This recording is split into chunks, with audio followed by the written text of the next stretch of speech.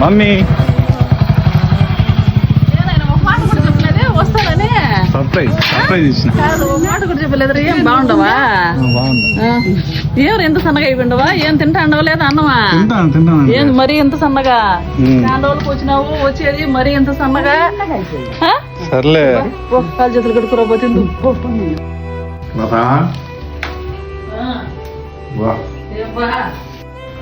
ఏమా అట్లా ఉండవా? ఏం చేసేదా రేపు డబ్బులు కట్టాలా, ఆడపోయిన పని కాదా, ఏం కాదా నా వల్ల. అప్పుడు వచ్చినాడా? వచ్చినాడు.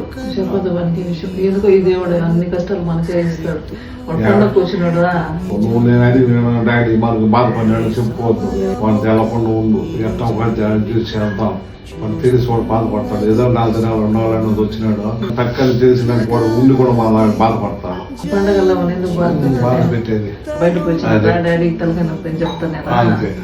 సరే నువ్వు కూడా ఏం చెప్పదు, మామూలుగానే ఉండు. నాన్న బిన్నారా? నాన్న తిందువో?